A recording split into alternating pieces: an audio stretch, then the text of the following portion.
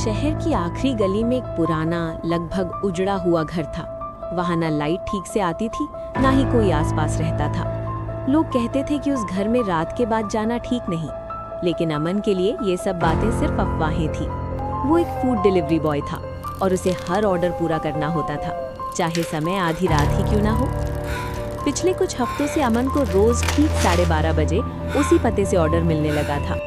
Order साधारण होता, एक थाली खाना और कभी कभी चाय। अजीब बात ये थी कि ऐप पर नाम हमेशा एक सा रहता, शांति देवी। पहली रात जब अमन उस घर पहुंचा तो दरवाजा अपने आप चरमराता हुआ खुल गया। अंदर अंधेरा था, बस एक पीली सी लालटेन की रोशनी में एक बूढ़ी औरत बैठी थी। झुकी हुई कमर, सफेद बाल और आंखें जो सीधे अमन के आर पार देखती लगती थी। तू समय पर आया है, बूढ़ी औरत ने कहा, मानो वो अमन को पहले से जानती हो। अमन ने खाना थमाया और जल्दी निकलना चाहा, लेकिन औरत की आवाज ने उसे रोक लिया। कल तेरी बाइक स्टार्ट नहीं होगी, उसने शांत स्वर में कहा, और तू देर से निकलेगा। अमन हंस दिया।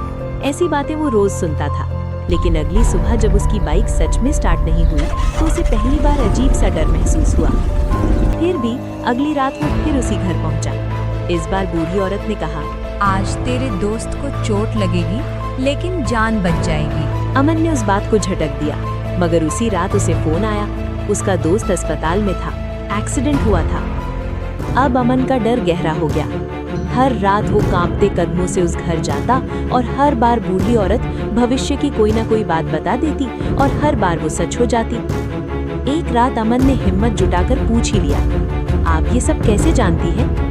बूढ़ी औरत हल्की सी मुस्कुराई, क्योंकि मैं यहाँ बहुत समय से हूँ और समय को पास से देखती हूँ। उस रात जाते जाते उसने आखिरी बात कही, कल का ऑर्डर तेरी जिंदगी का आखिरी होगा।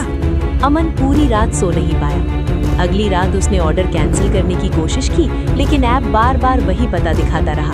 मजबूरी में वो गया। घर के अंदर इस बार सन्नाटा था। लालटेन बुझ चुकी थी, फर्श पर धूल जमी थी, जैसे वर्षों से कोई वहां आया ही न हो। तभी उसकी नजर दीवार पर टंगे एक पुराने फोटो पर पड़ी।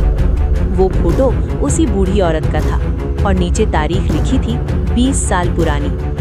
पीछे से एक ठंडी आवाज आई, तू आ गया अमन। अमन पलटा और अंधेरे में वही आंखें चमक उठी। उस रात के बाद उस पते से फिर कभी कोई ऑर्डर नहीं आया और अमन, शहर में कोई नहीं जानता कि वो आज कहाँ है। शहर में अमन की गुमशुदगी की चर्चा होती है।